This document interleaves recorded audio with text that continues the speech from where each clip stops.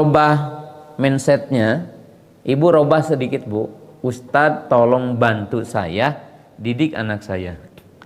Karena yang pertama diperintahkan mendidik kan kitanya. Cuma mungkin di dunia modern yang sekarang udah istilahnya dengan sistemik, kita mencari lembaga pendidikan yang bagus itu untuk bekerja sama dengan kita. Ya. Jadi bagi ibu sekarang robahlah gitu. Ustadz bantu saya didik anak saya. Ya.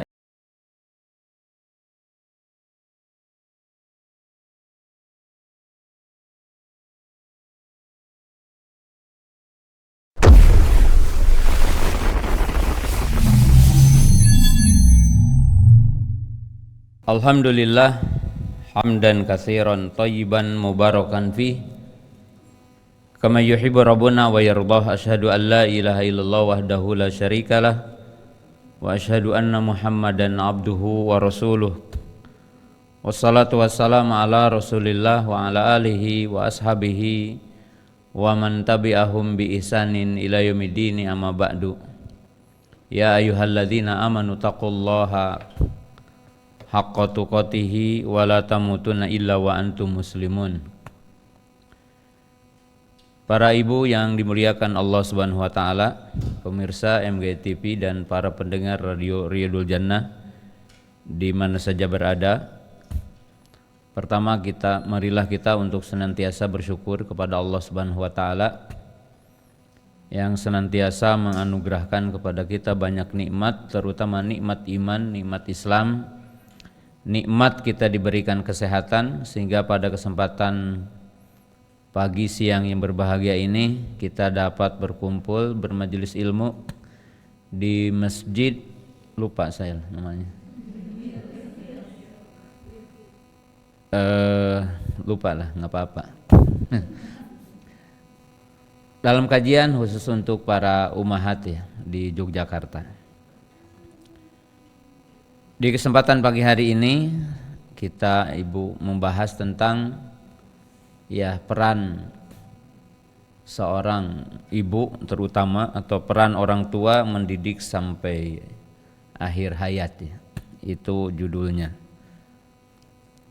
Para ibu yang dimuliakan Allah Subhanahu wa taala, pemirsa yang dimuliakan Allah Subhanahu wa taala, sebelum menjelaskan tentang bagaimana para ibu sebagai orang tua menjadi pendidik sejati ya di rumah, ada dua mukadimah terlebih dahulu ya. Jadi sebagai mukadimahnya untuk kita bisa memahami apa yang kita akan bahas di pagi yang berbahagia ini. Yang pertama,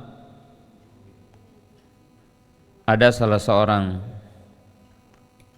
orientalis yang mengatakan bagaimana satu negara itu dihancurkan dari sisi budaya berkaitan dengan agamanya, berkaitan dengan sistem kehidupannya. Jadi satu negara bisa porak-poranda dari sisi moral agamanya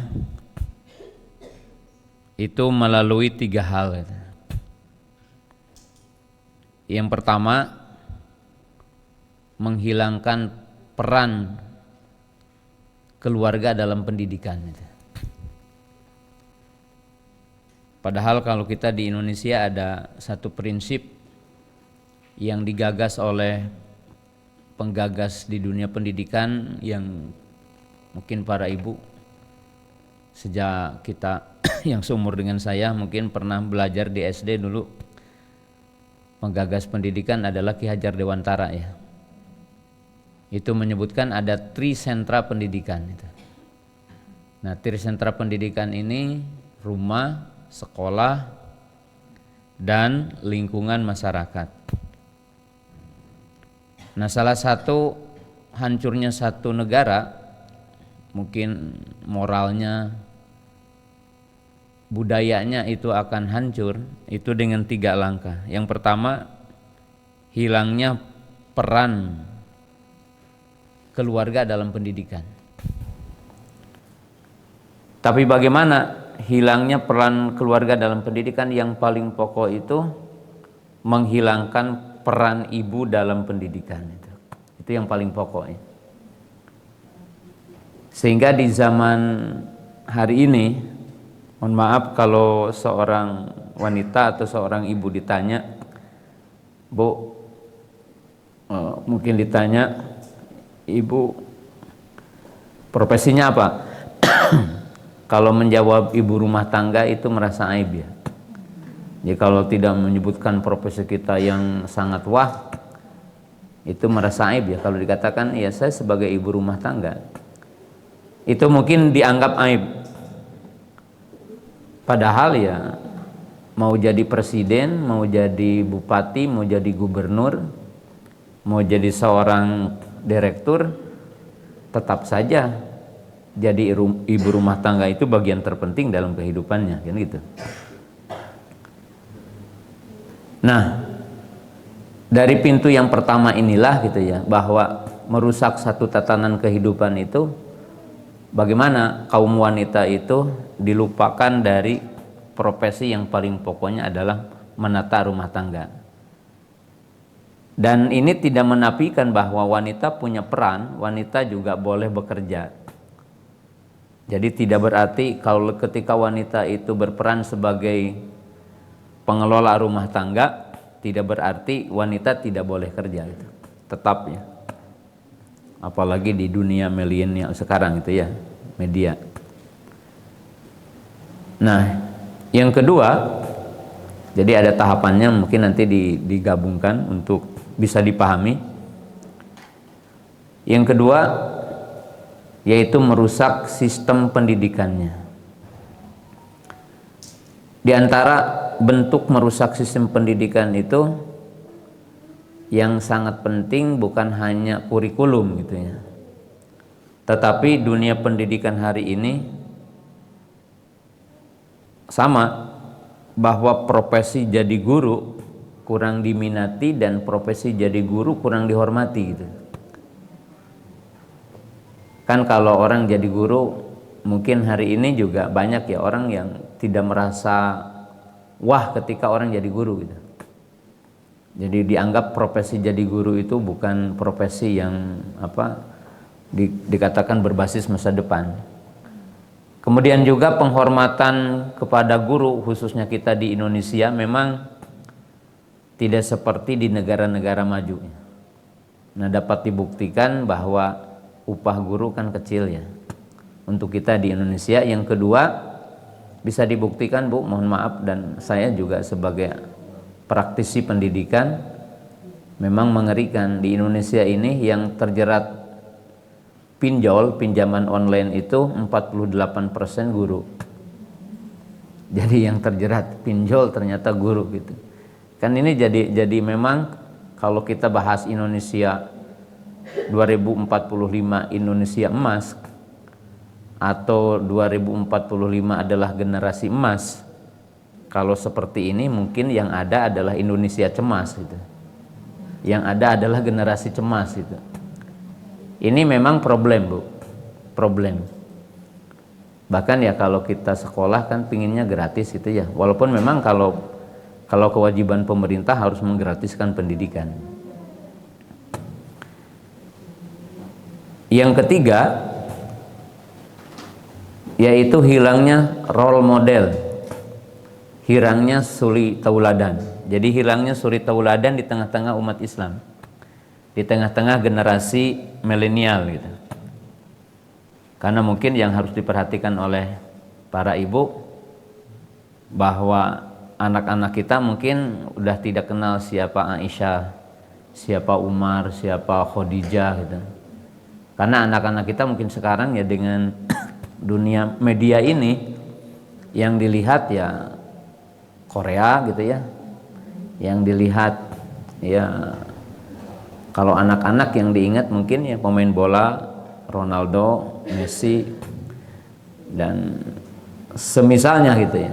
Jadi ini mungkin yang harus kita perhatikan di dunia pendidikan. Dan harus kita ketahui Pak, Bu, maaf menyebut Bapak, nggak apa-apa yang di rumah. Karena live ya ini. Jadi kalau kita lihat, saya bikin judul di satu seminar, judulnya Indonesia Emas atau Indonesia Cemas ya. Kemudian generasi emas atau generasi cemas. Ini sekedar untuk jadi informasi aja, Bu.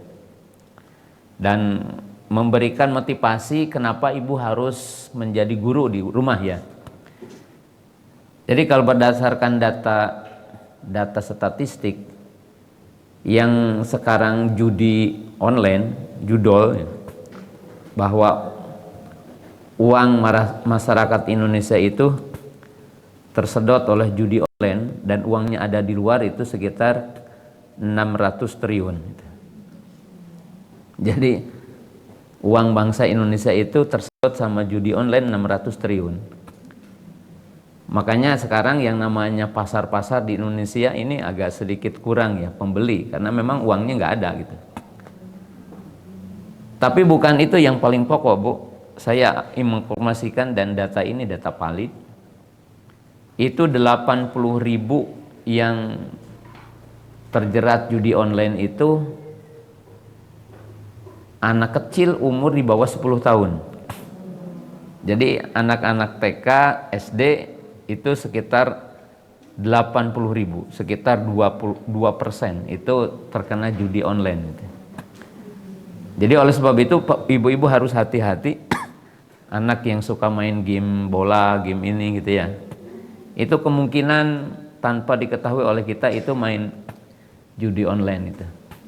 Ini kan harus paham gitu ya. Jadi peran kita.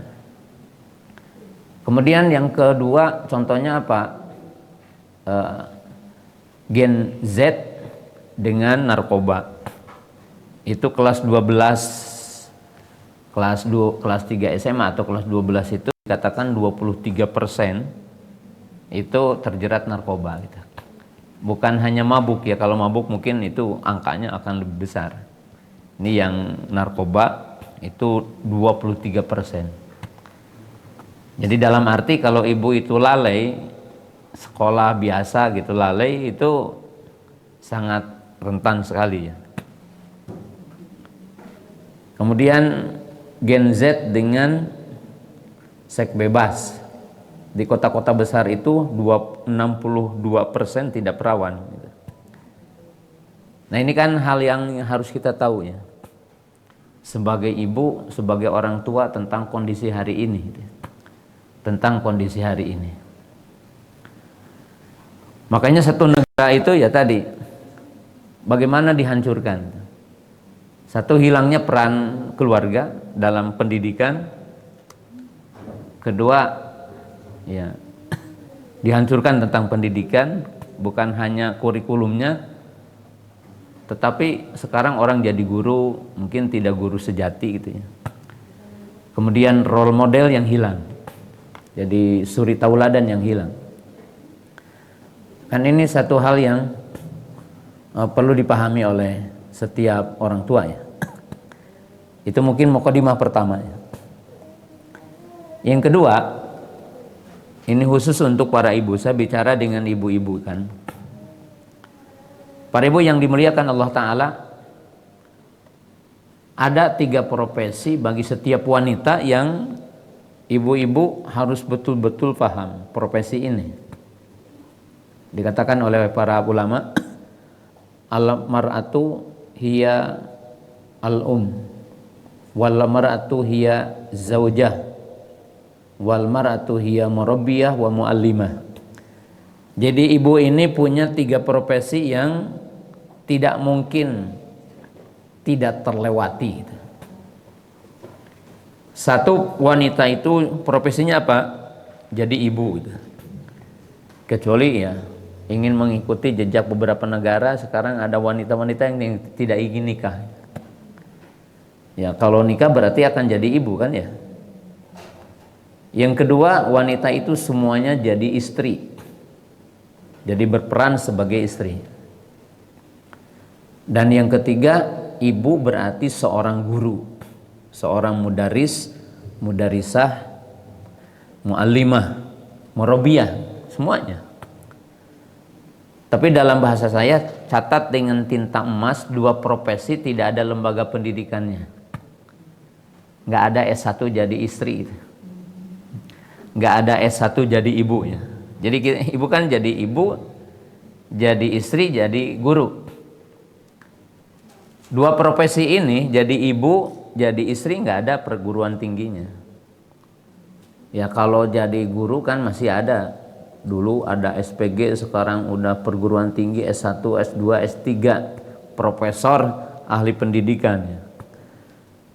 Nah, tapi jadi istri, jadi ibu itu enggak ada perguruan tingginya. Kecuali ibu sering ikut parenting, ikut kajian baru paham ya, apa hak suami, apa kewajiban istri, apa hak istri, apa kewajiban istri kepada suami, baru kita tahu. Tapi kalau orang yang tidak suka ngaji tidak tahu gitu, seperti itu. Nah, memang jadi istri itu kan sangat penting, paham itu bagaimana jadi istri. Karena kan dalam kehidupan ini ibu bisa berkomunikasi dengan banyak orang, tapi belum tentu bisa berkomunikasi dengan suami. Karena komunikasi dengan suami itu ada sesuatu yang sangat unik, Bu. Sebagaimana saya jadi suami itu juga punya komunikasi unik. Karena mungkin saja orang bisa menguasai satu negara, bisa menguasai satu wilayah, bisa menguasai satu kekuasaan dalam sebuah manajemen, tapi dia tidak bisa memimpin istrinya. Ribuan manusia bisa ditundukkan, tetapi istri satu belum tentu bisa ditundukkan itu. Makanya tidak sedikit ya orang yang menjadi penguasa negara, tapi dia cerai dengan istrinya gitu kan. Ya kita kan lihat juga ya di Indonesia umpamanya sekarang orang jadi gubernur, orang jadi bupati, tapi cerai dengan istrinya. Walaupun cerai hal biasa ya dalam kehidupan manusia. Tetapi kalau saya sering sampaikan ke banyak pihak, saya sering mendapatkan aduan tentang rumah tangga. Tapi saya sering menyampaikan gini, bukan pembelaan ke ibu-ibu ya. Tapi saya sering sampaikan orang yang punya masalah rumah tangga, saya katakan 99% masalahnya dari suaminya, bukan masalah dari istrinya. Bukan membela ibu-ibu ya, karena saya sekarang di hadapan ibu-ibu. Tapi berdasarkan pengalaman, dari pengalaman hidup gitu ya. Orang yang punya masalah keluarga itu karena ketidakmampuan seorang suami jadi pemimpin. Karena memang kan disebutkan dalam surah An-Nisa, ar-rijalu qawwamuna 'alan nisa, bahwa laki-laki itu pemimpin bagi perempuan, bagi istri. Nah, jadi disinilah ibu yang dimuliakan Allah Subhanahu Wa Taala, bahwa jadi istri itu ibu harus belajar seninya gitu. Kan disebutkan dalam hadis, kalau bahasa sekarang ada kompetensi gitu. Kompetensi itu kemampuan yang harus dimiliki wanita gitu kan. Muamalah dengan suami itu disebutkan dalam hadis gitu. Dalam satu hadis itu ada dua gitu ya. Yang kata Nabi sallam, idza nadharta ilaiha syaratka. Jadi kata Nabi sallam, wanita pilihan itu wanita yang apabila kamu melihat dia bisa menyenangkan kamu. Jadi ibu itu, profesi ibu jadi istri bagaimana bisa menyenangkan suami. Nah, menyenangkan suami itu caranya cuma dua. Satu, ibu bisa menampilkan keislaman, artinya menyenangkan hati suami, qurrata ayun itu kan, ketika melihat ibu itu beribadah, taat, berjilbab, melaksanakan ibadah, pasti itu menyenangkan suami. Tapi catat dengan tinta emas, Bu. Saya sering bahasanya gitu. Bahwa orang yang baik muamalahnya dengan Allah itu harus mampu bagaimana muamalah kepada suami dengan sikap. Karena walaupun ibu sering sholat malam, kalau pakai bahasa Jawa Barat, baketut, tahu gak baketut? Wajahnya tidak ceria, wajahnya tidak semeringah. Itu cenai sholat cenai wajah juga gitu. Ya, bahasa Indonesianya nggak tahu apa itu. Artinya apa? Dia sholat malam, memunajat kepada Allah, tetapi ketika suami datang, tidak membuat suami senang gitu. Pasti akan diprotes juga kan itu ya. Jadi artinya kan sederhana sekali dalam hadis itu. Yang apabila kamu melihatnya, suami jadi senang.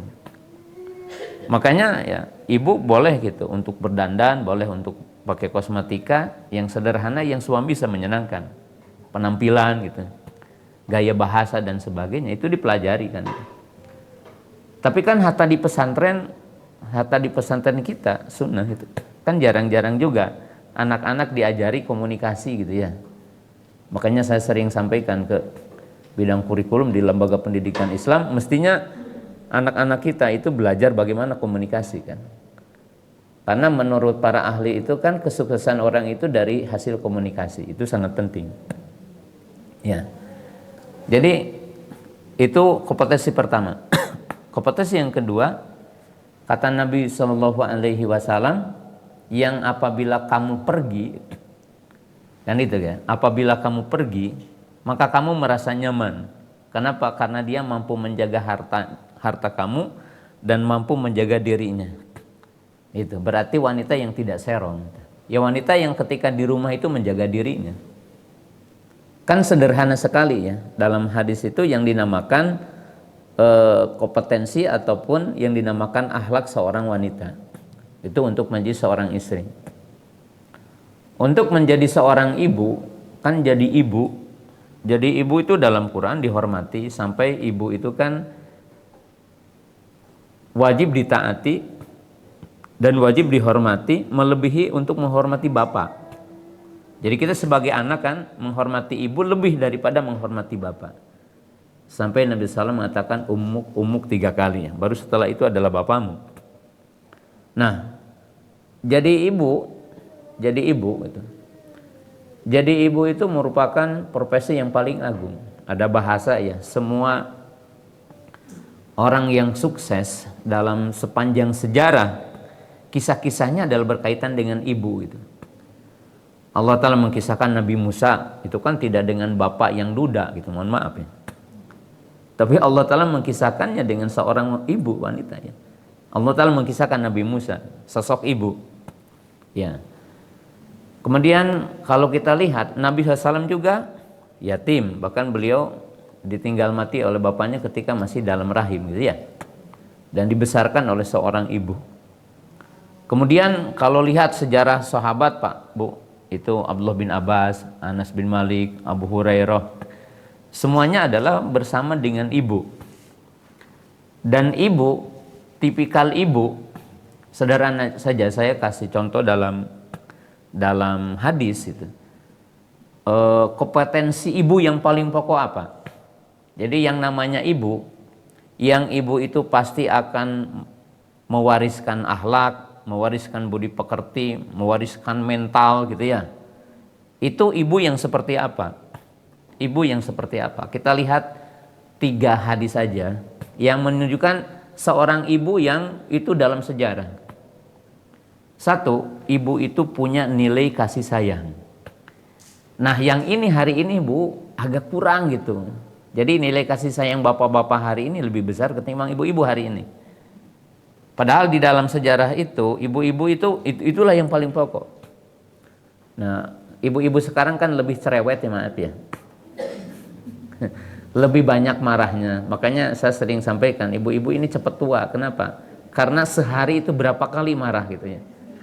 Sehingga mengkerut ininya apa? Dahinya mengkerut, ininya cepat itu. Ya. Karena apa? Karena ya sehari itu marahin anak berapa kali gitu ya.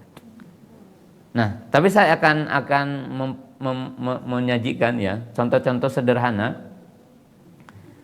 Itu Aisyah radhiyallahu taala anha pernah kedatangan 2 pengemis dengan putrinya. Jadi satu ketika ada pengemis minta makanan dan bawa putrinya digendong. Dan Aisyah tidak memiliki kurma, tidak memiliki makanan kecuali kurma 1. Jadi hanya 1 butir kurma, Bu. 1 butir kurma. Dikasihkan itu ke si wanita itu. Si wanita itu memotongnya, 1 potong untuk anaknya, 1 potong untuk dia. Nah, ketika akan memakannya, anaknya itu ngelurkan lagi tangannya sehingga tidak jadi dia memakannya. Anaknya yang makan, dia tidak jadi makan. Keesokan harinya ada lagi pengemis yang bawa 2 putrinya. Kemudian Aisyah tidak memiliki kurma kecuali 2 butir saja di rumahnya. Jadi Rasulullah SAW, Aisyah itu tidak punya apa-apa kecuali 2 butir di hari itu. Dan kedua butir kurma dikasihkan ke yang minta-minta itu. Nah itu ibunya motong 2 ya. Potong untuk anaknya 1 biji lagi butirnya dia akan makan. Tapi anaknya masih minta, dia tidak jadi. Maka Aisyah radhiyallahu ta'ala anha mengkisahkan kisah itu kepada baginda Nabi SAW. Maka Nabi SAW mengatakan tidaklah seseorang yang dianugerahi 2 anak perempuan atau 3, kemudian dia mendidiknya dan dia kasih sayang kepadanya, kecuali 2 anak itu memasukkan dia ke surga dan menyelamatkan dia dari api neraka. Nah, Imam Nawawi dalam kitab Riyadhus Shalihin, beliau itu membawakan judul tentang hadis itu tentang rahmat orang tua kepada anak kecil. Jadi Bu, pendidikan itu kan sejauh mana ibu kasih sayang kan itu. Dan seorang ibu itu yang paling penting adalah nilai kasih sayang. Dan kita harus bisa mengekspresikan nilai kasih sayang itu. Ya. Bukan nilai kasih sayang membiarkan anak pegang HP sehari gitu, bukan. Tapi bentuk kasih sayang, nampak. Nah, itu wanita. Jadi ibu idaman seperti itu. Ibu idaman seperti itu. Yang kedua, seorang ibu itu punya visioner. Ibu itu punya cita-cita gitu. Jadi seorang ibu yang sejati itu tergambar anaknya pada masa depan. Makanya Anas bin Malik ibunya bawa, dan Anas bin Malik yatim ya, ditinggal mati. Ibunya dengan Anas. Maka ibu Anas bawa tuh Anas bin Malik. Umurnya di bawah 10 tahun waktu itu. Dititipkanlah kepada Nabi SAW. Untuk jadi apa? Pokoknya kata ibu Anas, wahai baginda Rasulullah, silahkan anak ini engkau suruh apa yang engkau mau. Jadi pembantu lah. Dan Anas bin Malik radhiyallahu taala anhu menghafal hadis dan menghafal semua cerita keluarga.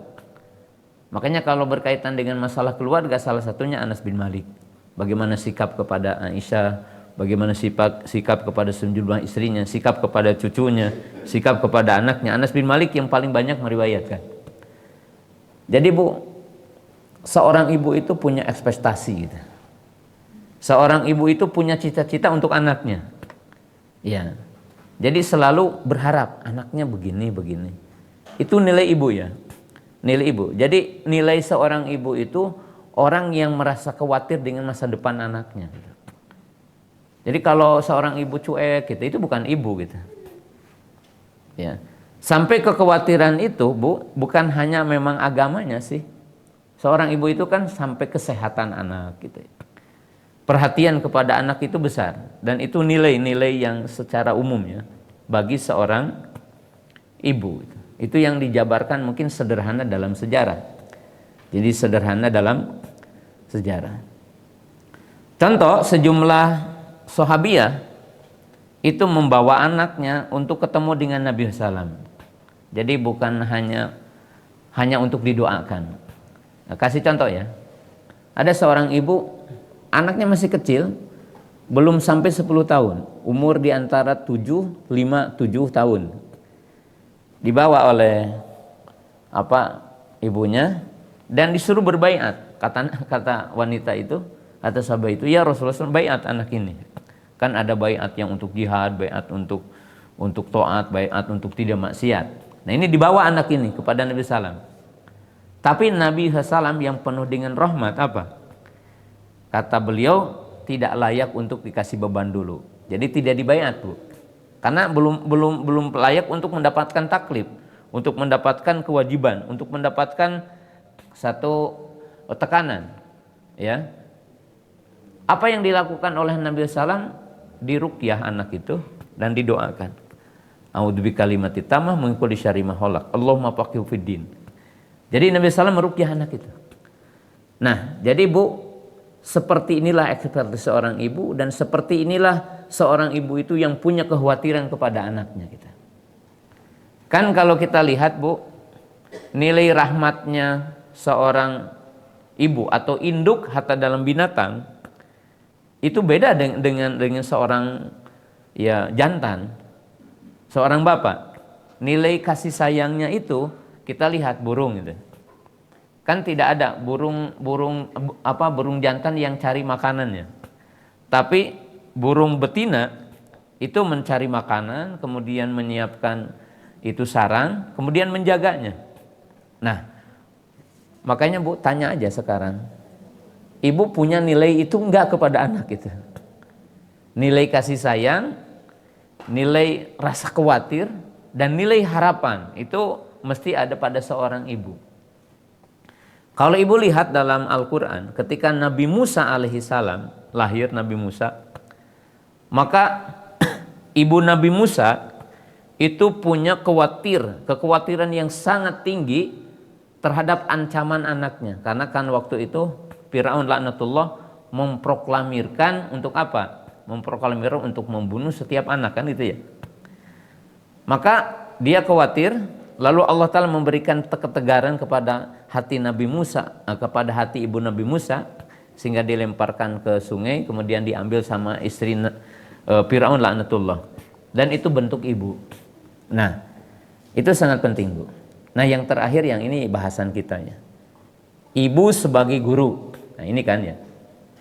Ibu sebagai guru tentunya berkaitan dengan tadi ibu sebagai wanita sebagai istri, wanita sebagai ibu. Sebagai guru. Kenapa Bu berbicara tentang guru, ibu sebagai guru sampai dibahas khusus itu ya? Karena tetap aja begini.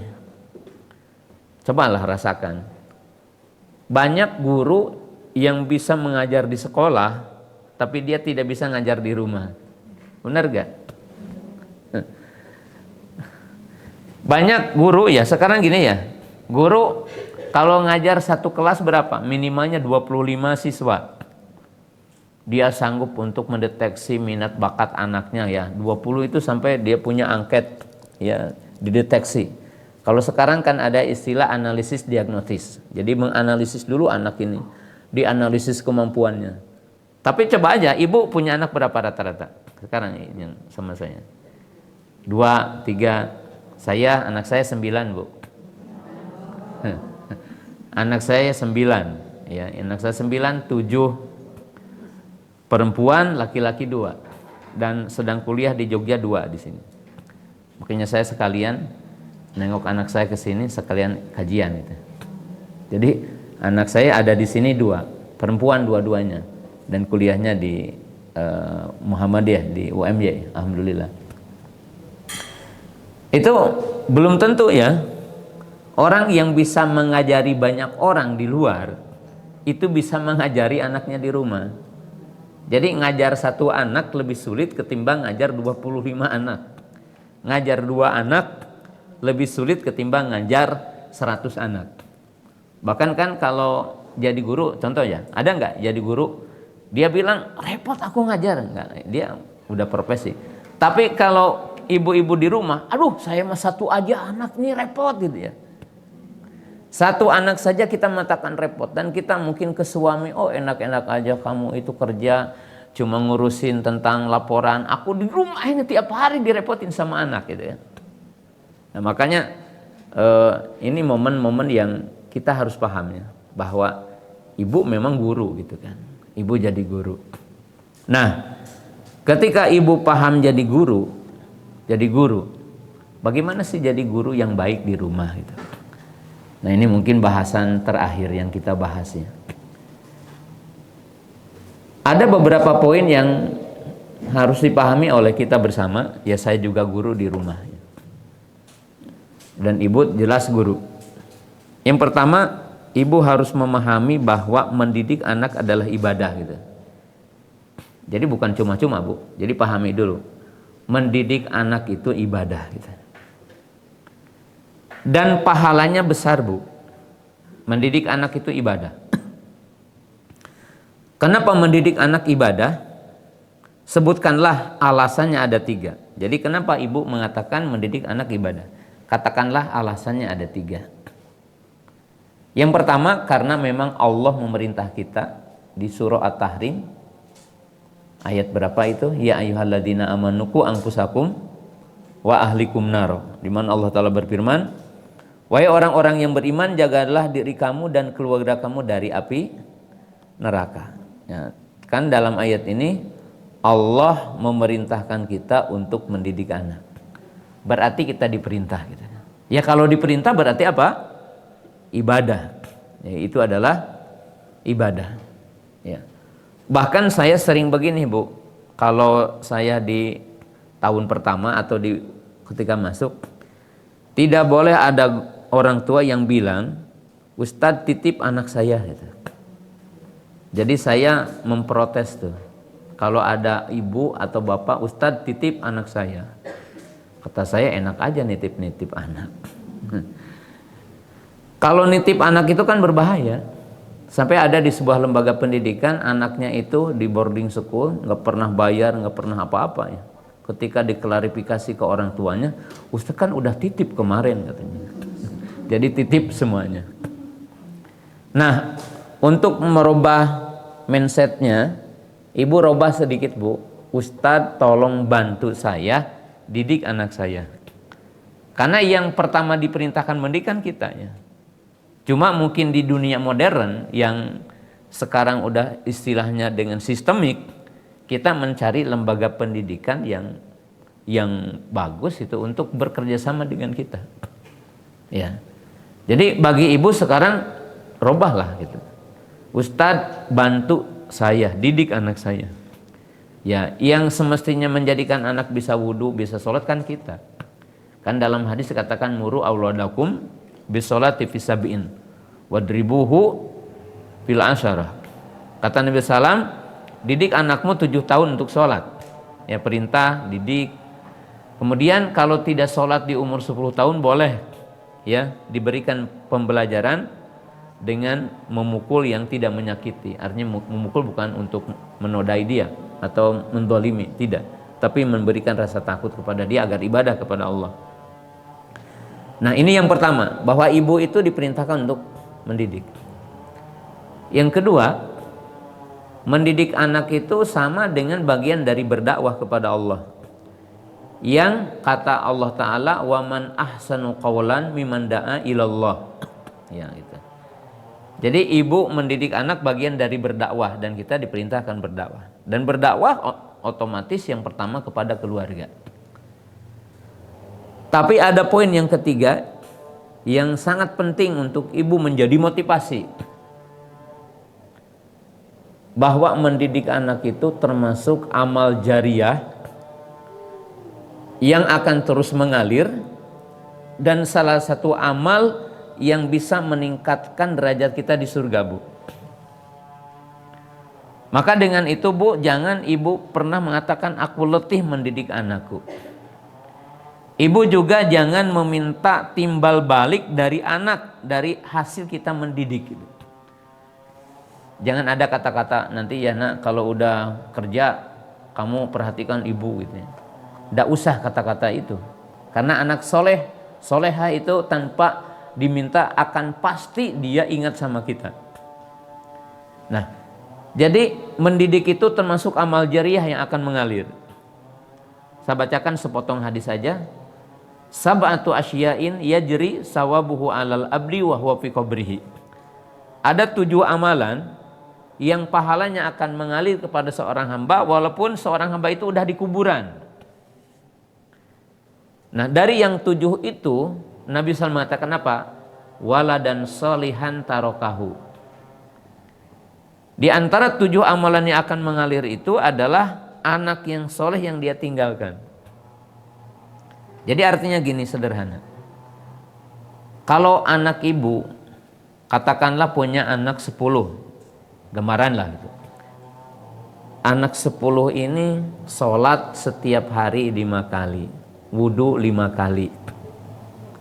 Berarti Bu, kalau anak kita wudhu sekali aja dalam setiap sholatnya, berarti dalam sehari itu 50 wudhu. Ngalir sama ibu gitu. Wudhu anak itu. Anak kita sholat sehari, wudhu anak itu.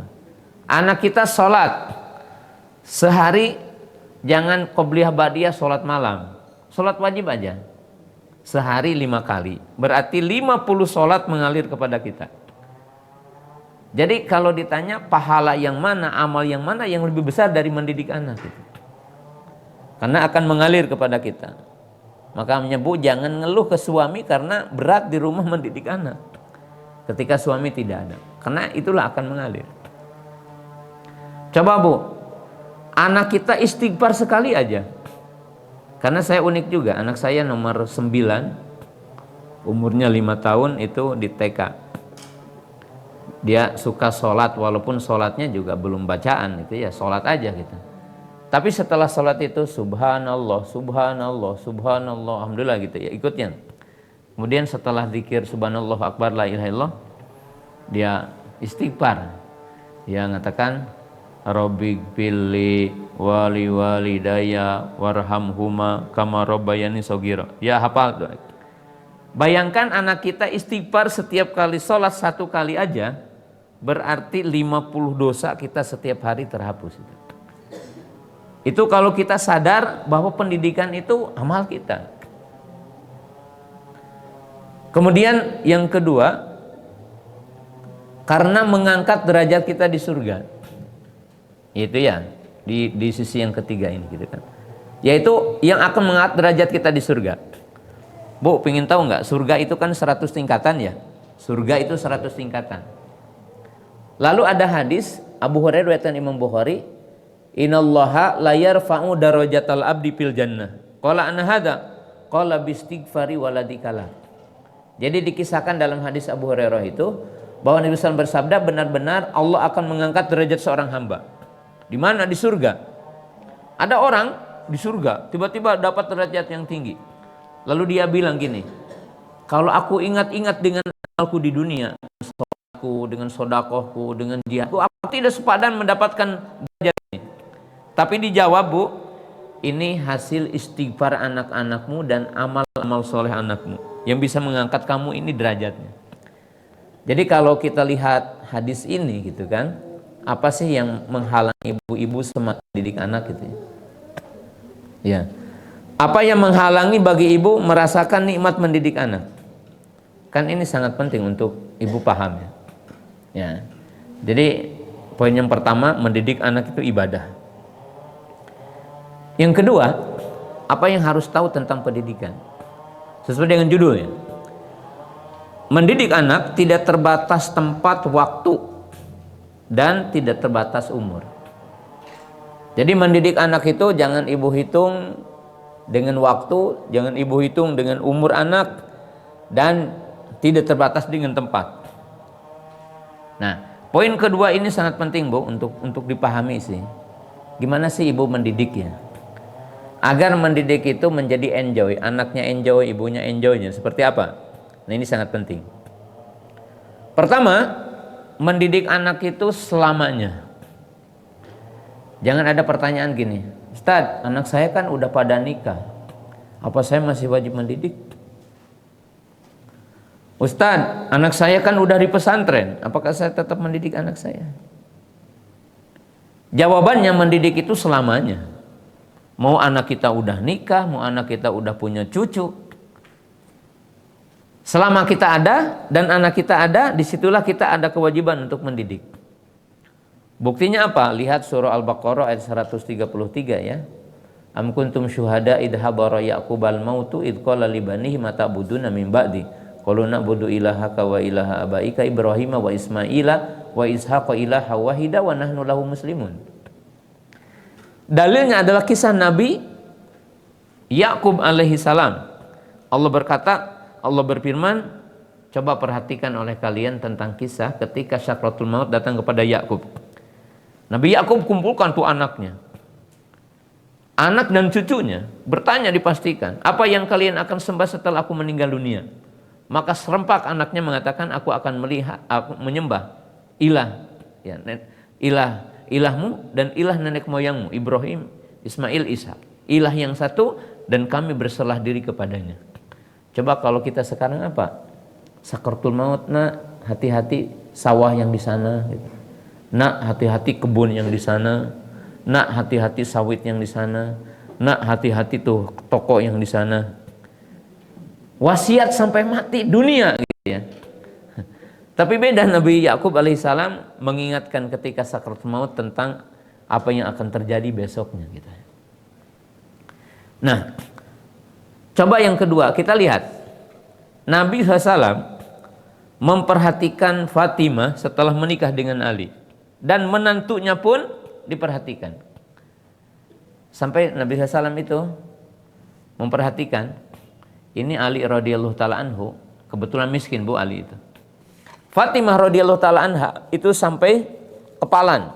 Kalau bahasa orang Jawa Barat mah sasangaleun ini. Karena numbuk gitu ya. Kepalan. Kapalan. Jadi ininya keras itu. Karena numbuk itu. Numbuk. Lalu Fatimah radhiyallahu taala anha mengajukan permintaan kepada Nabi SAW. Ya Rasulullah, mungkin wahai bapakku, coba katanya aku kasih pembantu dari hasil peperangan, berarti namanya jariyah, hasil tawanan peperangan wanita. Kata Nabi SAW, maukah aku beri yang lebih bagus dari itu? Sebab kalau nanti kamu dikasih jariyah, itu akan jadi milik Ali, dan itu juga akan jadi sesuatu yang boleh, maaf, dijima oleh Ali. Mau kamu jadi, ya otomatis itu ya.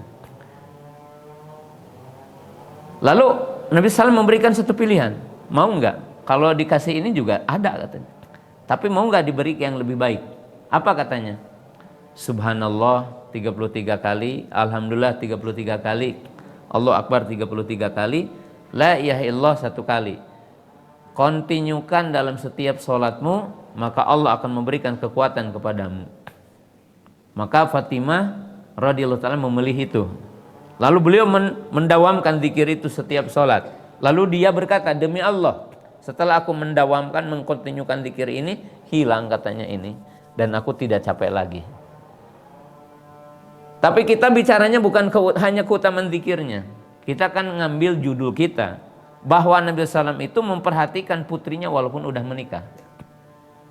Jadi diperhatikan.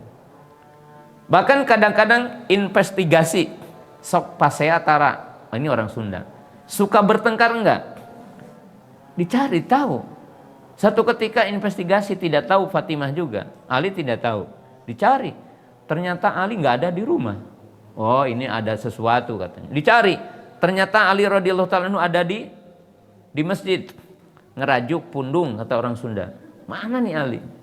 Ternyata marah gitu. Tidur di masjid. Didapatkan sampai bajunya itu debu ya, dengan selendangnya. Dibangunin sama Nabi SAW. Kum ya Aba Turab, bangun wahai Abu Turab. Didamaikan dengan Fatimah. Itu menunjukkan apa? Pendidikan itu ya tidak terbatas dengan umur, anak udah pesantren, anak udah jadi punya keluarga, enggak, masih. Sampai kesejahteraannya diperhatikan. Kesejahteraannya diperhatikan. Mohon maaf, ini bukan berarti tidak boleh ta'adud ya. Jangan dijadikan itu. Ya. Ali radhiyallahu ta'ala anhu terbawalah satu berita bahwa ingin menikah lagi. Kebetulan mau menikah sama putrinya Abu Jahal. Ya putrinya udah masuk Islam. Tapi kan bapaknya musuh Nabi SAW. Maka Nabi SAW tidak meridhoi itu. Melarang Ali nikah lagi. Kenapa? Enggak mungkin katanya anak dari keturunan Nabi ini disandingkan dengan anak yang bapaknya benci Islam. Dalam satu rumah tangga. Kenapa? Karena akan terjadi polemik di dalamnya. Perhatikan.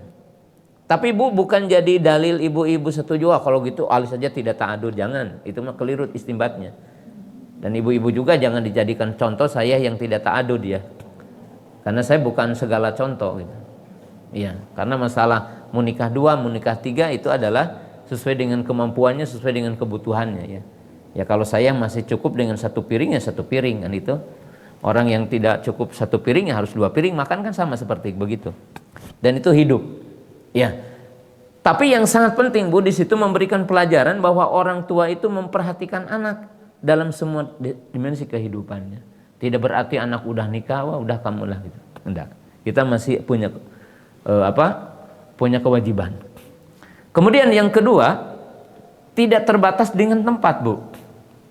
Jadi mendidik, kalau ibu mendidik anak itu harus dibikin anak enjoy. Tidak perlu gini, ayo nak nanti masuk kamar, ibu mau bicara sama kamu. Jangan terlalu begitu gitu. Sebab Nabi SAW itu mengajari para sahabat di atas kendaraan. Mu'ad dibonceng, ditanya apa hak Allah kepada hambanya, apa hak hamba kepada Allah. Kapan? Sambil berjalan.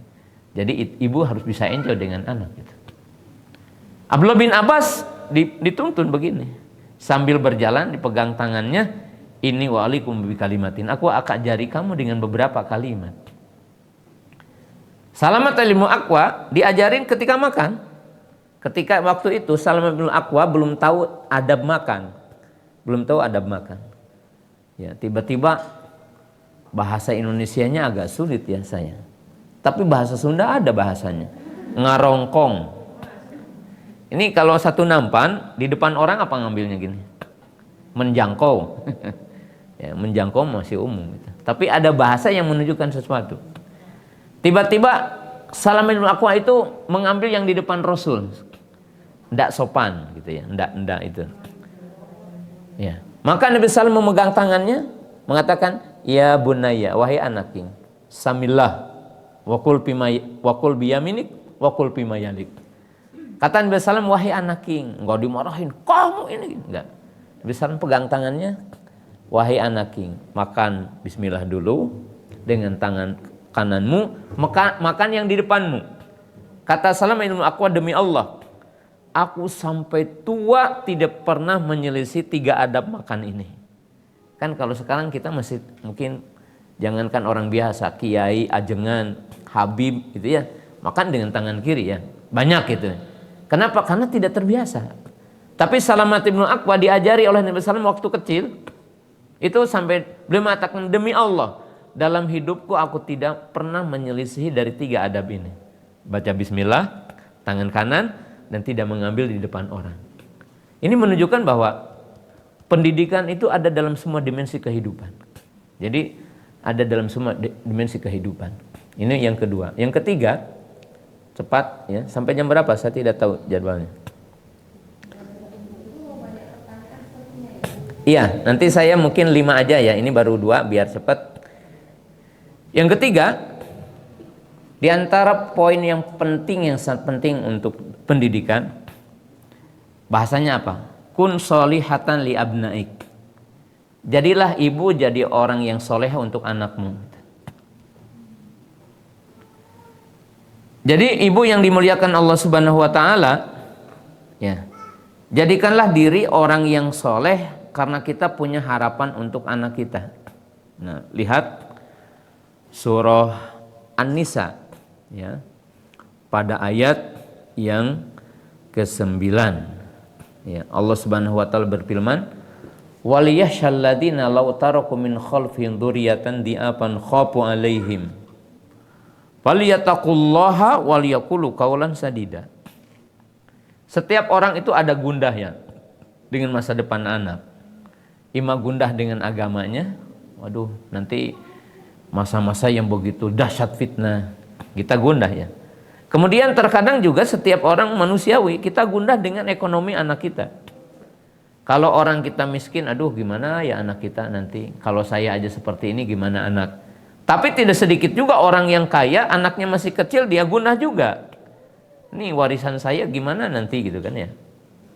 Nah Bu, dalam ayat ini Allah menjawab, menjelaskan, kalau kamu gundah dengan anak, jadilah kamu orang bertakwa. Maksudnya gini Bu, ibu pernah takut dengan anak? Pasti insya Allah. Maka sholat malamlah untuk anakmu, sholat qobliyah dan ba'diyah untuk anakmu. Ada sejumlah salafus saleh ridwanullahi ta'ala alaihim yang sengaja mereka mengatakan, aku menambah sholatku, artinya menambah dari yang wajib, sholatku adalah untuk anakku.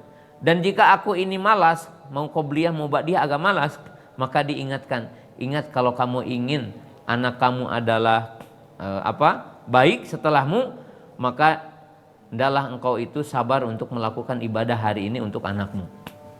Ya, ini sangat pentingnya. Kemudian yang keempat, ya, yang keempat sangat penting, ini paling pokok.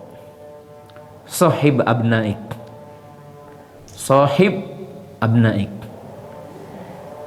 Apa artinya? Temanilah anak-anakmu dengan baik. Karena pendidikan itu pengayoman, pendidikan itu adalah pembimbingan, pendidikan itu adalah membersamai, pendidikan itu adalah memberi contoh. Jadi kalau kita lihat, pendidikan itu bukan semata-mata ceramah, pendidikan itu bukan semata-mata memerintah, pendidikan itu bukan semata-mata melarang. Jadi kalau digambarkan begini Bu, kalau orang tua yang hanya memerintah, sekolah kamu, sholat kamu. Orang tua yang hanya melarang, jangan ke situ, jangan main. Nah ini bukan guru dan bukan orang tua.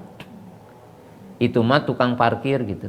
Kanan, kiri, depan, belakang. Nah itu namanya tukang parkir, bukan orang pendidik, bukan ibu. Nah, tapi ibu adalah membersamai. Membersamai apa? Ibu itu bisa berdialog dengan anak, bisa duduk dengan anak, bisa bermain dengan anak, bisa bercengkrama dengan anak. Ya. Itu indah, Bu. Ya. Contohnya, Anas bin Malik dibersamai datang kepada Nabi. Dibersamai. Dibawa gitu. Jadi bukan begini, kamu ya ikut kajian nanti ya, ibu mah di rumah weh gitu. Anaknya tidak begitu, membersamai. Nah, sehingga di dalam Al-Quran Allah menceritakan 17 kali interaksi orang tua dengan anak. Hanya saja disebutkan interaksinya adalah bapak dengan anak 14 kali, ibu dengan anak 2 kali, dan 1 kalinya tidak disebutkan nama identitas bapaknya. Jadi yang paling banyak disebutkan dialog dengan anak itu bapak. Karena ibu itu mungkin tidak disebutkan, yang udah asli gitu ya. Ibu itu interaksi dengan anak gitu ya. Sahib. Yang terakhir untuk hari ini, yang kelima terakhir. Ya. Ya. Apa kewajiban ibu? Ya. Anak kita, Bu, ibu harus bisa bermain dengan anak. Dan ibu harus bisa memberikan waktu yang cukup bermain untuk anak. Nah, saya ingin mengakhiri mindset yang salah. Bukan sekolah sekarang ini, itu kan anak kita full day ya, kalau bukan boarding juga. Full day, itu rata-rata anak kita pulang jam berapa? Jam 3, jam 4 ya. Nah, perhatikan Bu. Anak kita itu punya kemampuan untuk mengakses ilmu, punya hak untuk fisiknya, punya hak untuk kesehatannya. Maka kalau semestinya dunia pendidikan hari ini yang dinamakan full day school, mestinya udah tidak ada lagi kegiatan belajar di rumah. Dalam arti kegiatan yang namanya mengakses ilmu yang sifatnya disampaikan. Jadi semestinya sekolah-sekolah modern hari ini tidak ada lagi PR gitu. Nanti ibunya sibuk di rumah ngerjain PR anaknya. Jadi sekarang mestinya selesai Bu. Dan saya sudah sering sampaikan ke lembaga-lembaga pendidikannya. Nah, lalu apa Bu yang diajarkan anak di rumah? Bukan lagi materi. Tapi yang diajarkan oleh ibu di rumah 2 poin. Yang itu terkadang dilalaikan di sekolah. atau kurang di sekolah. Apa yang kita ajarkan di rumah? Pertama adalah yang berkaitan dengan karakter, akhlak, ya, berkaitan dengan norma. Jadi itu, ibu ajarin tentang kemampuan komunikasi, ya, sifat yang baik diajarkan di rumah. Karena kan di sekolah terkadang sekarang terlalu ke materi banyak kan. Yang kedua terakhir ini skill hidup. Bu, walaupun ibu punya pembantu, seyogianya anak jangan menggantungkan kepada pembantu. Ibu harus ajarin anak bisa mencuci, bisa masak, bisa menyetrika, ya. Jangan begini, yang penting mah kamu mah diajar we. Yang penting kamu mau belajar. Ini semuanya ibu ada pembantu. Nah, kalau saya menganggap itu adalah pembodohan masa depan anak gitu. Ya, saya selalu memberikan pelajaran kepada anak-anak saya, dan saya ini multi skill. Saya bisa masak, ya, bisa masak saya, bisa menyetrika, bisa mencuci. Saya sekarang sendiri. Bahkan kalau diadukan dengan ibu-ibu yang ada hari ini, enak mana pasakan saya dengan pasakan ibu-ibu? Insya Allah pasakan saya lebih enak. Artinya hidup itu harus diberikan skill hidup, Bu, ya. Saya sekolah, ya, saya maaf kasih info, saya keliling ke beberapa negara maju, ya. Tapi saya tidak akan menyebutkan negaranya. Di beberapa sekolah negara maju itu di tingkat SD, kalau dikatakan yang identik laboratorium IPA, laboratorium bahasa gitu ya. Ternyata di sekolah ternama di negara maju itu ada laboratorium tempat anak untuk mengakses skill hidup sehari-hari. Ternyata di situ ada kompor, ada mesin cuci, ada semuanya. Saya heran. Saya tanya, kenapa ke kepala sekolahnya ada ini? Kata dia, anak udah terbiasa hidup dengan konsep apa? Ada mesin cuci. Mesin cuci itu diajarkan anak ukuran deterjennya berapa, ukuran airnya berapa, ukuran kain yang boleh untuk mesin seperti ini berapa kilo. Jadi terbiasa hidup, ya. Jadi itulah kalau sekarang itu diistilahkan literasi, ya, literasi berkaitan dengan, ya, ekonomi gitu kan. Kenapa kita di Indonesia banyak pinjaman online? Karena ibu-ibu itu tidak tahu uang masuknya berapa, uang keluarnya berapa kan itu ya. Sehingga terbiasa, Bu, logik matematika. Jadi kalau mesin ini kekuatannya ini, jangan sampai nanti airnya berlebih, jangan sampai kainnya berlebih yang mungkin hanya seminggu kekuatannya. Nah, itu kan salah satu konsep hidup. Nah, ibu juga sama di rumah. Jangan gini, Bu, ini udah pesantren 6 bulan di pesantren boarding, datang ke rumah, hati-hati ya, nanti jam sekian ibu ngapalin dulu kamu, ibu nanti ngetes berapa hafalan kamu. Menurut saya itu ibu yang tidak tahu akan kemanusiaan. Kata anak ini begitu dolim ya, katanya ini pendidikan tidak memberikan sempat aku untuk hidup. Jadi itu tidak akan menjadikan anak itu kuat belajar, Bu. Bahkan mungkin nanti setelah SMA, udah capek kuliah. Kenapa? Tadi kan. Coba aja, Bu, cuma seminggu di rumah, ibu tidak memberikan hak untuk bermain. Ibu anak kecil ya, anak SD. Bahkan saya itu terkadang mengajak anak saya, kebetulan saya seneng bola. Anak saya itu kalau itu enggak, nanti ya sama ayah nanti murojaah. Kata saya, loh, murojaah lagi? Enggak. Lebih baik kata saya, ayo nak futsal gitu. Untuk apa? Ternyata lebih cerdas yang suka futsal daripada yang tidak senang futsal. Yang suka main itu lebih cerdas dari anak yang tidak suka main. Itu dapat dibuktikan, Bu. Karena tubuh kita itu punya hak. Barangkali demikian yang saya bisa sampaikan. 5 poin tadi yang menunjukkan bagaimana seorang ibu mendidik di rumah, ya, dengan beberapa langkah yang tadi saya sampaikan. Nah, silahkan sekarang pertanyaan.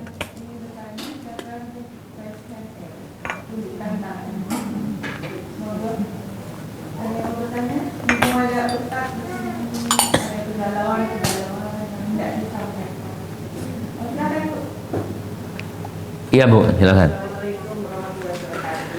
Waalaikumsalam warahmatullahi. Tadinya kita mengatakan kalau sudah berkeluarga kita sebagai orang tua masih tetap wajib untuk mengajari mereka gitu ya. Iya.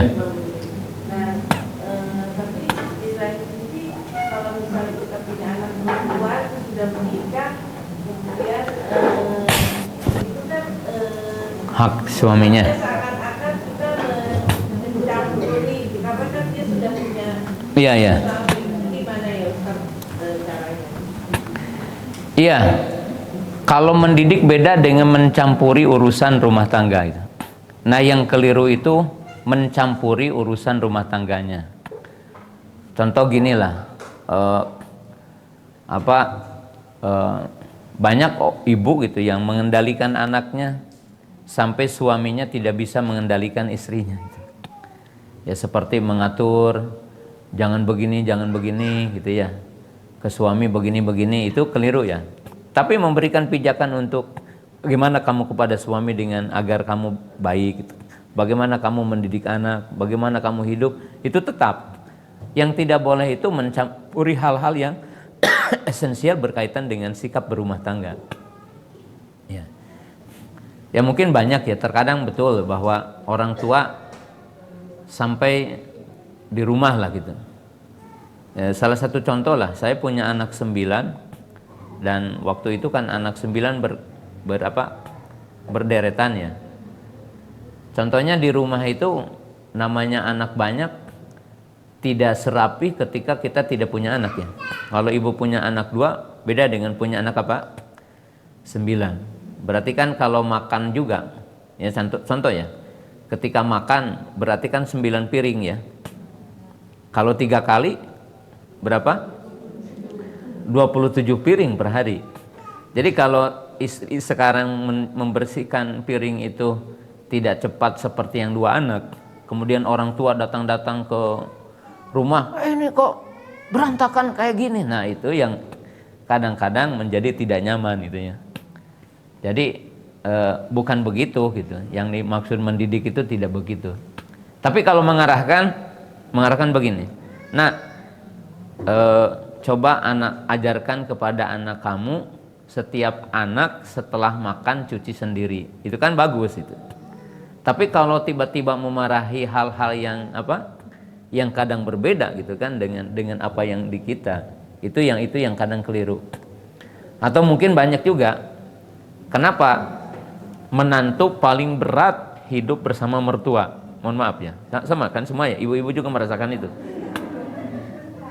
Artinya hidup sama mertua itu paling sulit, karena memang harus mandiri gitu. Contoh, ibu punya metode motong bawang, ibu punya metode motong tomat, cabai, itu kan ini kamu kayak gini sih motongnya, itu pasti tersinggung ya ketika kepada menantu gitu kan. Kemudian rasa, ini yang satu senangnya manis, yang satu Sumatera. Kan kalau saya gitu datang ke Jogja, ini kolak atau daging kan gitu ya. Kalau saya kan orang Sunda, istri kebetulan orang Sumatera. Jadi berarti saya tidak senang dengan manis. Kalau dihidangkan makanan, ini saya suka bertanya, kolak atau kolak daging atau sayur daging kan gitu. Nah yang seperti ini mestinya itu harus diberikan kebebasan. Jadi orang tua jangan masuk ke areal-areal seperti ini. Allah Ta'ala alam. Iya, iya silakan Bu. Assalamualaikum.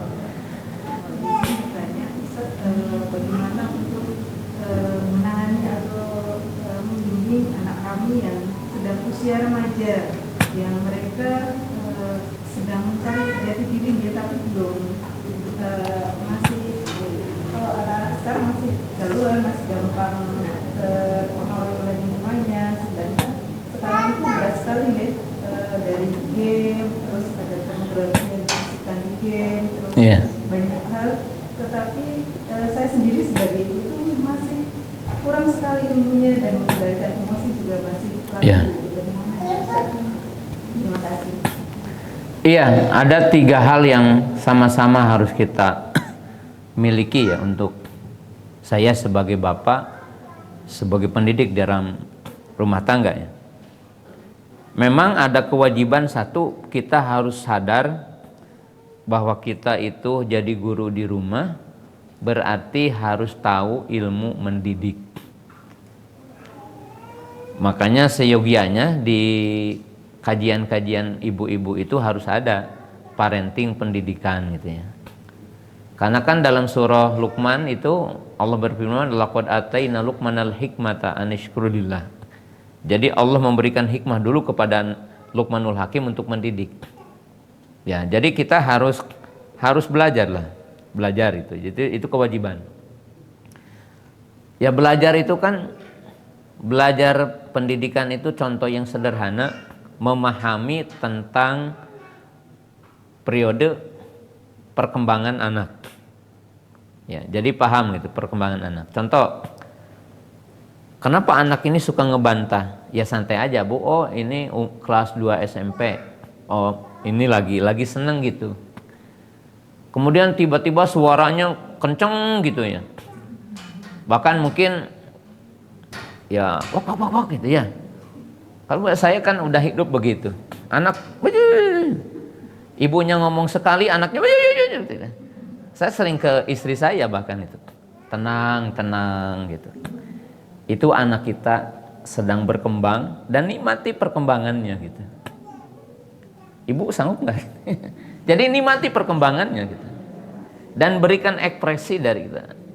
Ekspektasinya jangan dimatikan itu. Oh ini anak lagi, oh sedang membantah. Nah, jadi itu senang. Contoh, anak ibu bilang, anak SMP kelas 2 mau kelas 3, mah kayaknya si Anu cantik ya. Jadi seorang, wah kamu masih kecil udah bilang. Jangan. Ibu gimana caranya? Ibu bilang, good, kamu sehat, bilang cantik. Ibu juga bilang cantik kok dia gitu. Nah, tapi setelah itu kasih tahu. Nanti kamu bisa kalau udah bisa ini ya gitu. Tapi dari sisi emosinya enggak. Bahkan hari ini Bu, karena begitu dahsyatnya LGBT, ibu harus senang ketika anak bilang cantik ya ke lawan jenisnya. Kalau ada anak ibu ganteng banget mah itu si anaknya si Anu kayaknya, ibu jangan dimarahi. Karena hari ini penyakit LGBT itu sangat berbahaya. Jadi menjaga fitrah anak, mengatakan cantik, mengatakan ganteng itu dijaga ya, diarahkan.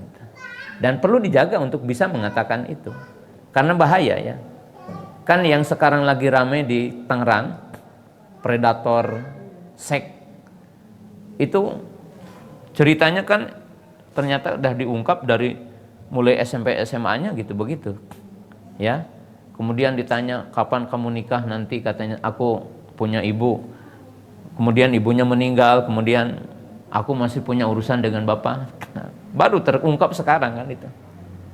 Bagaimana dari tahun 2002 sampai 2024 berarti 22 tahun ya melakukan penyimpangan seks gitu. Jadi ibu jangan keliru ya dalam menempatkan anak itu satu. Menempatkan anak. Jadi ketika anak bicara itu.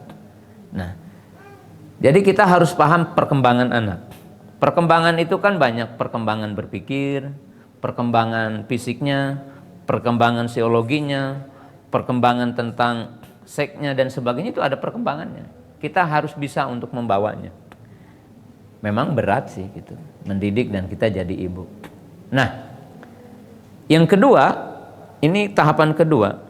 Tadi yang saya katakan, pendidikan itu bukan memerintah dan melarang semata, tapi pendidikan itu pembimbingan gitu. Jadi ibu jangan begini, aduh anak saya ini susah disuruh sholat. Nah tanya, kapan ibu nyuruh sholatnya? Kalau anak itu sejak umur kecil udah pernah ikut dengan bapaknya ke masjid, pernah dibawa ke masjid, pernah ikut taklim, dan udah bersama dengan kita, itu kan akan lebih mudah. Lebih mudah. Terus terang saja saya juga bersyukur kepada Allah Ta'ala. Saya punya anak 9. Ya punya anak 9. Saya menikmati semuanya. Kalau pagi-pagi itu berat untuk sholat. Tapi saya tidak pernah menceritakan kepada orang bahwa anak saya bermasalah. Karena sulit untuk sholat pagi.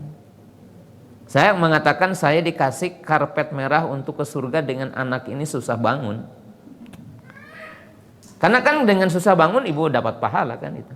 Kadang saya menggendong anak bawa ke air, itu kan ke air, itu kan nikmat. Bahkan yang hatta udah kuliah gitu, udah kuliah terkadang ketika ke rumah, tapi ketika saya tanya kamu di sana gimana? Ya aku bangun sendiri. Tapi ketika kita ke rumah, ya kata saya memang ini indahnya, berarti saya itu jadi interaksi setiap hari walaupun udah kuliah. Kadang-kadang ambil air gitu kan, matanya di apa? Diperciki gitu. Dan itu indah Bu ya. Indah gitu.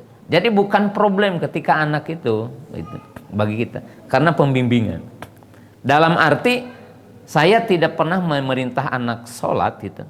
Dari yang 9 anak ini ya sholat semuanya, kemudian ikut dan indah aja begini. Nah, dibawa gitu ya. Karena pembiasaan. Ya pembiasaannya gini gitu ya, pembiasaan saya tidak bisa menggambarkan orang lain, saya menceritakan diri sendiri. Saya pergi ke Jepang waktu itu, dan anak saya yang terakhir ini sakit itu apa, batuk yang menyebabkan dahaknya tertahan. Itu yang apa, yang ngurusin ke dokter, membawa ke dokter sendiri anak saya. Apa? Karena terbiasa gitu. Terbiasa disuruh untuk menyelesaikan masalah-masalah kecil. Jadi pendidikan itu adalah dibina, dibimbing gitu. Jadi bukan hanya apa? Diperintah gitu. Diperintah. Jadi pada intinya pembimbingan. Kemudian yang ketiganya tadi saya katakan 3 komponen penting, bahwa pendidikan itu semua tingkah laku kita. Jadi mohon maaf, kalau di antara para ibu baru sholat di umur 50 tahun karena baru hijrah, lalu ibu bilang, aduh anak saya sulit banget, tidak ingat ibu juga dulu sulit banget gitu. dalam arti begini, kita sadar ya bahwa saya terlambat, anak saya terlambat, maka rahmatlah kepada anak ketika kita juga terlambat gitu. Dalam arti sabar gitu ya. Sabar dalam mendidik anak gitu. Jadi sabar dalam mendidik anak. Ya. Dan ini dalam berbagai sisi dalam kehidupan. Wallahu taala a'lam. Ya, silakan kalau ada lagi. Ya.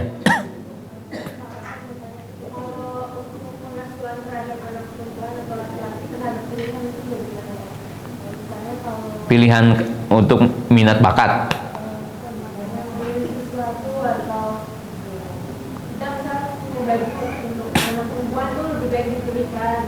Oh.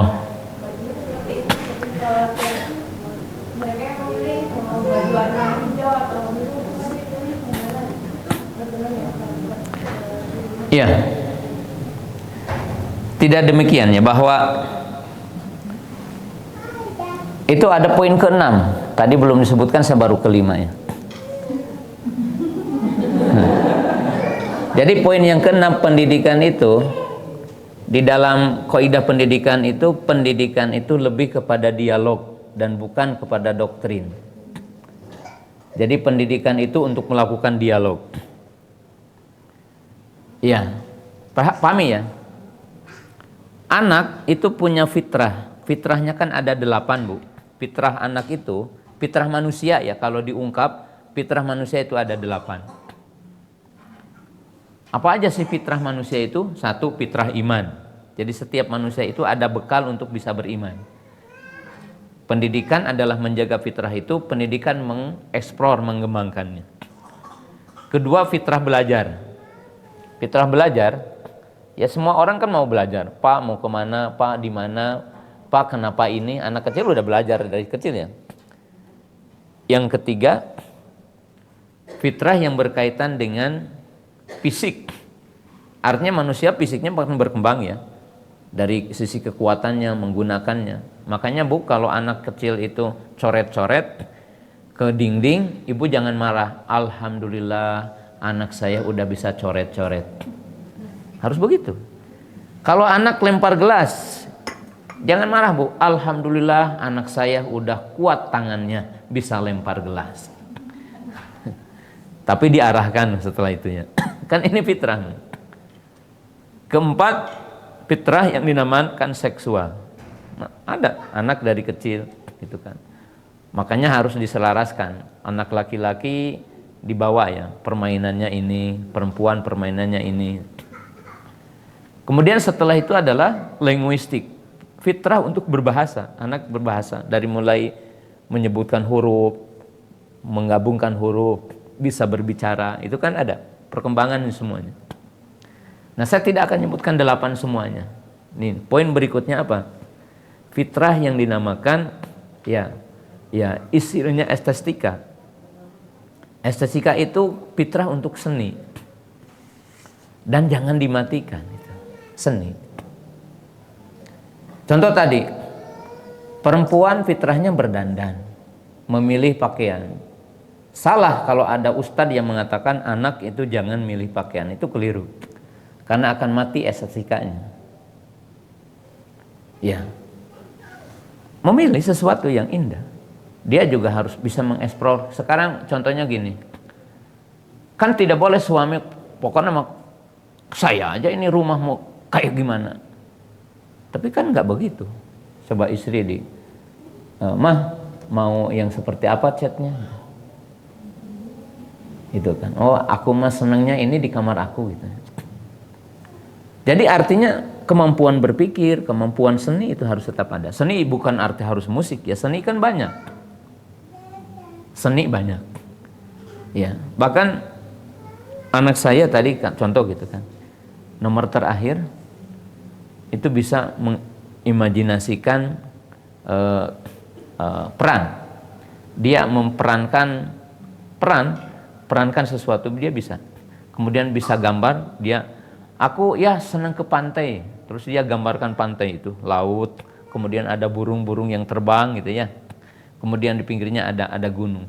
Berarti udah mampu. Jadi keliru yang namanya pendidikan itu pemaksaan. Jadi pendidikan itu dialog. Pengen tahu Bu? Nanti di rumah cerita Nabi Ibrahim. Mimpi kan ya? Mimpi untuk menyembelih Nabi Ismail. Kemudian Nabi Ibrahim yakin bahwa mimpinya itu hak ya. Mimpinya itu apa? Hak. Artinya mimpinya itu hak. Tapi Nabi Ibrahim masih berkata kepada anaknya, "Pandur madataro." Coba apa pendapatmu? Ya abati if'al matu'mar satajiduni insyaallah minas solihin. Lakukan bapakku apa yang Allah perintahkan kepadamu, insyaallah engkau akan mendapatkan aku orang yang soleh. Tidak bukian kan? Bapak tadi malam mimpi, kamu harus sembelih. Sembelih sekarang. Kan tidak demikian. Dia bertanya kepadanya, "Pandur madatara." Apa yang kau lihat? Nabi Nuh masih dialog dengan anaknya. Ya bunaya irkam ma'ana. Wahai anakku, ayo naik bersama kami. Dan disebutkan alasannya. Bukan Nabi. Luqmanul Hakim. Ya bunaya la tusyrik billah inna syirka la dzulmun adzim. Menyebutkan alasannya. Jadi menyebutkan alasan. Jadi dialog gitu. Dialog mau dengan laki-laki dengan perempuan. Artinya dialog untuk diberikan pilihan, menyampaikan pilihan. Ya. Saya ingin juga menyampaikannya. Kalau ibu-ibu punya pisau, ingin tajam pakai apa? Diasah. Kalau kita punya otak dan punya logika, itu bisa bergempang pakai apa? Dimatikan untuk berpikir atau dia dikembangkan supaya berpikir? Ya. Maka di pelajaran saya kan punya 10 kaidah ya, tapi belum sampai kan baru 5 tadi. 5 lagi mungkin di lain kesempatan. Ada poinnya begini, Bu. Tanamkanlah kepada anakmu logika. Jadi tanamkanlah kepada anakmu sebuah logik. Logikanya jalan. Contohnya apa? Nabi SAW bertanya kepada para sahabat, siapa di antara kamu yang tahu pohon yang tidak jatuh daunnya? Dan itu perumpamaan orang muslim katanya. Yang bisa menjawab anak kecil, Abdullah bin Umar. Beliau mengatakan, dalam hatiku aku menerka bahwa itu adalah pohon kurma. Tapi di sana ada bapakku, di sana ada Abu Bakar. Aku enggan nih mendahului kedua orang besar ini. Maka aku terdiam aja. Setelah selesai, Abdullah bin Umar mengatakan, aku terbetik dalam hatiku bahwa itu adalah pohon kurma. Maka Umar bin Khattab, bapaknya, mengatakan, radhiyallahu ta'ala anhu, seandainya anakku menjawab di hari itu, katanya, maka aku menganggap jawaban dia lebih baik dari dunia dan seisinya, katanya. Jadi nilai kecerdasannya. Jadi menunjukkan bahwa pendidikan itu tidak dogma semata. Pendidikan itu bukan hanya doktrin. Tapi pendidikan itu lebih kepada apa? Sesuatu yang bisa dipahami gitu. Sesuatu yang bisa apa? Dipahami. Dan tidak ada ya, dalam Quran itu perkara-perkara gaib itu kan rasional semuanya. Artinya bukan akal yang menetapkan, tapi akal menerima semuanya kan itu. Jadi tidak demikian, Allah Ta'ala. Ya contoh lah gitu. Ketika ibu akan menyekolahkan anak, ya kalau bahasa saya, anakmu adalah bukan dirimu. Paham nggak? Anakmu bukan dirimu. Dalam arti anak kita bukan seperti kita. Saya punya pengalaman sendiri.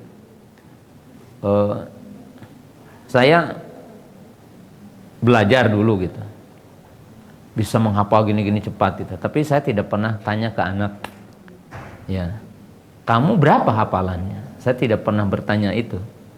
Tapi saya mencari tahu berapa kemampuan anak saya. Paham, Bu? Ibu jangan dulu bertanya berapa hafalan anak ibu, tapi ketahui dulu berapa kemampuan anak ibu menghafal. Paham gak, Bu, ini? Ini cara jadi orang tua yang benar. Kalau cara jadi orang tua yang benar itu, contohnya ibu menyekolahkan ke SMP. Datang ke kepala sekolah, datang dan kerjasama, mestinya sekolah yang baik begitu. Ditanya anaknya, dicek. Anak ibu bisa sehari setengah muka, 3 ayat atau berapa? Maka ibu jangan disamakan anak yang hafal setengah muka dengan anak yang hafal cuma 3 ayat per harinya, 3 baris. Maka guru yang baik dan orang tua yang baik tidak akan semata-mata bertanya berapa hafalan kamu, tapi ibu tahu berapa kemampuan anak ibu menghafal. Caranya akan beda, Bu. Ini sebagai kalimat terakhir, akan beda. Kalau ibu yang tahu kemampuan anak akan berkata begini, nak, kamu hari ini alhamdulillah setiap hari 3 baris. Bisa enggak kalau pekan depan ditambah 1 baris aja gitu. Ibu kasih hadiah. Tapi orang tua yang tidak baik, tuh anak teman kamu sehari setengah muka, kamu cuma 3 ayat. Maka disebutkan nanti cari, Bu, 10 kata-kata orang tua yang tidak disegani anak. Cari di Abah Google, Bu. 10 kata-kata orang tua yang paling dibenci anak. Apa di antara 10 itu? 1, anak itu tidak mau dibandingkan dengan yang lain. Jadi salah orang tua mengatakan, kamu tuh lihat sana. Nah, di derek itu. Yang kedua, semua anak tidak ingin ditampilkan kesalahannya di depan orang lain. Jadi memang pendidikan begitu. Jadi tidak boleh menampilkan kesalahan anak di depan yang lain. Pokoknya ibu anak ada punya 5, ini dihukum anak yang 1, dilihat semua nih. Nih kesalahan nih kakak kamu, kesalahan nih si ini, begini nih. Supaya kamu tahu. Nah, tidak demikian. dalam Islam, mendidik anak. Itu salah satu yang tidak enak anak itu, satu dibandingkan, kedua adalah ditampilkan kesalahannya di depan orang lain. Dan itu mungkin untuk membangun enjoy lah pendidikan itu. Mungkin satu lagi? Ada?